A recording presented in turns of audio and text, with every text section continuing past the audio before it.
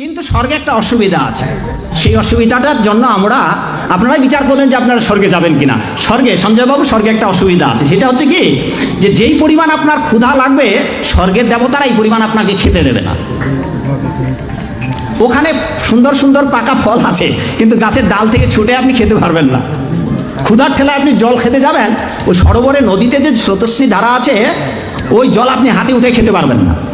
তো ওখানে যারা স্থায়ী দেবতা আছে ওরা যা খাইতে দেবে আপনার তাই খেতে হবে। ফলে স্বর্গেও শান্তি নেই। আমার এখানে অনেকগুলো গ্রন্থ আছে, এই গ্রন্থের একটা গ্রন্থে লেখা আছে যে স্বর্গেও শান্তি নেই, স্বর্গেও শান্তি পাবেন না। ওখানে 18 বছর যুবক হবেন, জন্মাবেন, রোগগ্রস্ত হবেন, তারপর অবশেষে 10,000 যেদিন পূর্ণ হবে তখন আপনার এই গলের মালাটা শুকিয়ে যাবে, গলের মালাটা আপনার গলা থেকে ছিঁড়ে যাবে। সঞ্জয় বাবু, দীপক বাবু, 10,000 বছর পূর্ণ হলে আবার স্বর্গেতে মারা পড়বে। ওখানে 3 দশা, তার মানে যৌবন প্রাপ্ত হবেন, রোগগ্রস্ত হবেন, 10,000 বছর পূর্ণ হলে মরে যাবেন। এবার কয়বার মরলেন?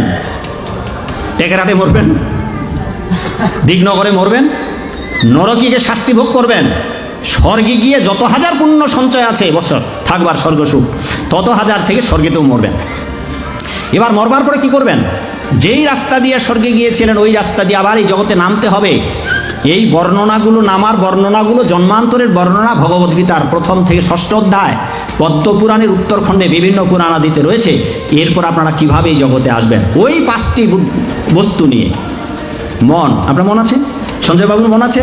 মন, বুদ্ধি, অহংকার, জীবাত্মা, পরমাত্মা, এই 5টি নিয়ে আবার সূক্ষ্ম দেহে এই পৃথিবীতে আসবেন।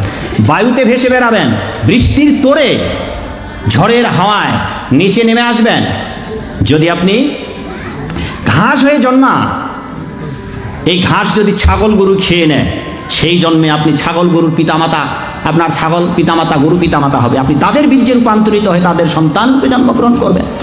আপনার জীবাত্মা পরমাত্মা রূপী যেকে আশ্রয় করে আপনি আছেন, সেটা যদি নদীতে পড়ে, আর নদীতে পড়ে যদি কুমিরের পেটে ঢুকে পড়েন, সেই জন্মে আপনার পিতামাতা কুমির হয়ে জন্মা, কুমির, আপনি তাদের সন্তান।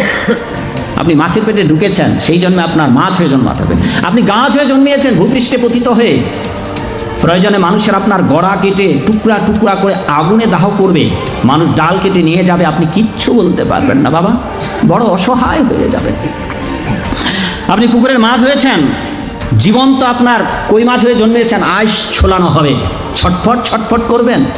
যেই মা আপনাকে আপনার দেহের আইস ছোলাবেন, তাকে আপনি মিনতি করে বলতে পারবেন না, মাগো দয়া করে ধারালো বটিটা আমার গলায় লাগিয়ে দিও না, বড় অসহায় হয়ে যাব মা।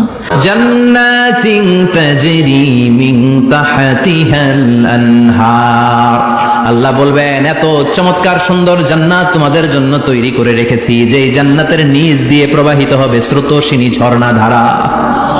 ঝর্ণা প্রবাহিত হবে নিচ দিয়ে। আইনান তুসাম্মা ফিহা সালসাবিলা, বিশেষ একটা ঝর্ণা ফোয়ারা থাকবে, এটার নাম হচ্ছে সালসাবিল। সেটার নাম কি? চিল্লায় বলেন, সেটার নাম কি? এভাবে জান্নাতীরা ডানে বায়ে সামনে পেছনে জান্নাতের নাজ নেয়ামত দেখতে থাকবে। নাজ নেয়ামত দেখা শেষে এবার খাবারের পালা। কিসের পালা? ফুড এন্ড রিফ্রেশমেন্ট জান্নাতীদেরকে দেয়া হবে, খাবার দাবার। সর্বপ্রথম জান্নাতীদেরকে কি খাওয়ানো হবে জানেন? বুখারীর বর্ণনা, আউয়ালু মা ইয়াকুলু বিহি আহলুল জান্নাহ ফাজিয়াদাতু কাবিদিল হুত, the first meal and snacks will be served for the Jannah holder is fish liver fry, মাছের ভুনা কলিজা। সুবহানাল্লাহ, বাড়িতে কে করেন? মাছের ভুনা কলিজা খাবেন? যে ভুনা কলিজার কথা শুনে অনেকে জিহ্বায় পানি চলে আসছে। ফিশ লিভার ফ্রাই ফাজিয়াদাতু কাবিদিল হুত, প্রথম জান্নাতে এটা দেয়া হবে। মাছের ভুনা কলিজা পেয়ে জান্নাতীরা কোপায় ফেলবে, কোপাইয়া কোপা শামসু বানায় দিবে। খাইতে খাইতে শেষ, ফেরেশতারা বলবে এত খাইয়েন না, সামনে আরো আছে। সুবহানাল্লাহ কইবেন না? ওয়ালাহামি তাইরিম মিম্মা ইয়াশতাহুন,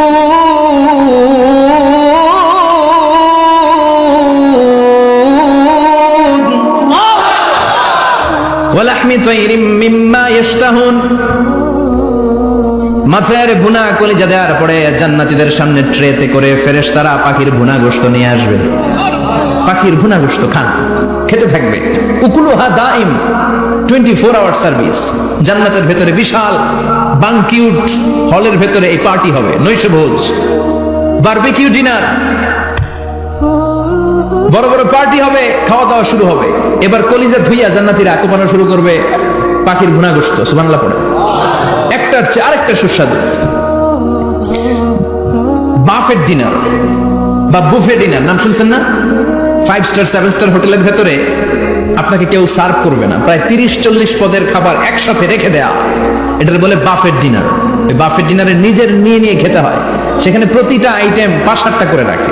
আপনি সালাদ নেবেন, 5 ধরনের সালাদ, টক সালাদ, ঝাল সালাদ, গ্রিন সালাদ, ইয়োগার্ট দেয়া সালাদ, ফ্রুট সালাদ, বিভিন্ন ধরনের সালাদ থাকবে। আপনি মাছ খাবেন, 5-6 ধরনের মাছ থাকবে। ফিশ আইটেম 5-6 ধরনের, মিট আইটেম 5-6 ধরনের, স্যুপ আইটেম 5-6 ধরনের, ডেজার্ট আইটেম, কাস্টার্ড থাকবে, ফালুদা থাকবে, পায়েস থাকবে, সব থাকবে। এটারে বলে বাফেট ডিনার। জান্নাতীরা জান্নাতে নৈশভোজে বাফেট ডিনার খাবে, সুবহানাল্লাহ। দুনিয়াতে যারা প্রথম বুফেতে খায়, প্রথমেই কোপায় ফেলায়, পরের গুলা আর খেতে পারে না। কারণ 30-40 পদের দেখে প্রথমেই মুরগি গরু এমন খাওয়া খায়, গলা পর্যন্ত খায়, পরে যায় দেখে কবুতরের স্যুপ খাইতে পারে না। সুবহানাল্লাহ বলবেন না? প্রথম যারা বুফে ডিনারে খেতে যায় তাদের এই ঘটনাটা ঘটে। ঘটনাটা স্বাভাবিক, কারণ সবগুলো থেকে একটু একটু নিলে তো প্লেটে জায়গা হয় না। তো নিতে নিতে আর খেতে খেতে এমন পরিমাণে খায়, সামনে আরো মজাদার আইটেম আছে, ওগুলো আর খাওয়া যায় না। জান্নাতীরা খেতে থাকবে উকুলুহা দাইম, 24 আওয়ার সার্ভিস। এমন কোন সময় নাই যেই সময় খাওয়া পাওয়া যাবে না। যখনই বলবে তখনই খাবার দিবে কে? ওয়াফাকিহাতিন কাসীরা লা মাকতুআতিন ওয়ালা মামনুআ। অঢেল ফল থাকবে, কেউ নিষেধ করবে না, নষ্ট হবে না, সুবহানাল্লাহ। কুল্লামা রুজিকু মিনহা মিন সামারাতির রিজকা ক্বালু হাযাল্লাযী, এই খাবারটা ইতিপূর্বে আমরা খেয়েছি, কুতুবিহি মুতাশাবিহা, ও আল্লাহ এই খাবার তো আগে খেয়েছি, আবার নতুন করে দিলেন কেন? জান্নাতীরা জান্নাতে যখন ফলমূল খাবে, ফলমূলগুলো যখন তাদের কমন করে যাবে, তারা বলবে আল্লাহ এই কমন ফল দিলেন কেন? জান্নাতীদেরকে কমলা দিলে জান্নাতীরা বলবে কমলা দিছেন কেন? কমলা তো দুনিয়ায় খাইছি, খাইছেন না? কলা দিবে, তো কলা দিছেন কেন? কলা তো দুনিয়ায় খেয়েছি। আল্লাহ বলবেন এই কলা দুনিয়ার কলার মতো না, এই কমলা দুনিয়ার কমলার মতো না। দুনিয়ার কমলার ছোলা ফেলে দিতে হয়, দুনিয়ার কলার ছোলা ফেলে দিতে হয়, বিচি ফেলে দিতে হয়, পাতা ফেলে দিতে হয়। জান্নাতের ছোলা ফেলা লাগবে না, ছোলা খাও, ছোলা আরো মজা। বিচি খাও, বিচি ফলের চাইতে বেশি সুস্বাদু। আল্লাহু আকবার। এই খাবারগুলো জান্নাতে তৈরি করে রেখেছে কে? এই নাজ নেয়ামত জান্নাতীরা ইচ্ছে মতো ভোগ করতে শুরু করবে। খাবারের পর্ব শেষ, এবার ড্রিঙ্কস এন্ড বেভারেজ, পানীয়। ড্রিঙ্কস এর দরকার আছে না নাই? জান্নাতে যত খাবার আপনারা খাবেন, যত পানীয় খাবেন, এগুলোরে পবিত্র করে তৈরি করেছে কে? ওয়াসাকাহুম রাব্বুহুম শারাবান তাহুরা। সব ড্রিঙ্কস গুলো হবে পবিত্র। দুনিয়ার বুকে আমাদের জন্য মদ খাওয়া হারাম করেছে কে? আল্লাহ। জান্নাতে ওই মদ খাওয়াকে বৈধ করে দিবে কে? 4 ধরনের শরাবের ঝর্ণা থাকবে, অঢেল ঝর্ণা, লিমিটেড নয়, আনলিমিটেড। যার যত মনে চায় শুধু খাবেন আর খাবেন, সুবহানাল্লাহ। মাসালুল জান্নাতিল্লাতী ওয়াইদাল মুত্তাকুনা ফিহা আনহারুম মিন মাইন গায়রি আসিন ওয়া আনহারুম মিন লাবানিন লাম ইয়াতাগায়্যার তা'আমুহু ওয়া আনহারুম মিন খামরিন লাযযাতিন লিশ-শারিবিন ওয়া আনহারুম মিন আসালিন মুসাফফা। সুবহানাল্লাহ। 4 ধরনের পানির ঝর্ণা। কয় ধরনের? 4 ধরনের শরাব থাকবে আপনাদের জন্য। নাম্বার 1 মিনারেল ওয়াটার, বিশুদ্ধ পানি। নাম্বার 2 দুধের ঝর্ণা, সুবহানাল্লাহ করবেন না? নাম্বার 3 মধুর ঝর্ণা। নাম্বার 4 মদের ঝর্ণা। ইসকানা বির রাহিকিম মাখতুম খিতামুহু মিস্ক, মিস্কের ফ্লেভার দেয়া, জঞ্জাবিলের আদার ফ্লেভার দেয়া, মিজাজুহা কাফুরা, কর্পূরের ফ্লেভার দেয়া, তাসনিমের ফ্লেভার দেয়া, সিল্ড নেক্টার, জান্নাতের সুন্দর সুন্দর ফুলের নির্যাস থেকে রস নিয়ে এই মধুগুলোকে জান্নাতীদের জন্য তৈরি করবে কে? আল্লাহ বলবেন ড্রিঙ্কস খাওয়ার সময় কোনো নিয়ম নাই যে এতটুকু খেতে পারবা অতটুকু পারবা না, 2 গ্লাস পাবা 3 গ্লাস পাবা না, এমন নিয়ম নাই। 4টা বিশাল বিশাল ঝর্ণা আমি দিয়ে দিলাম, পানির ঝর্ণা।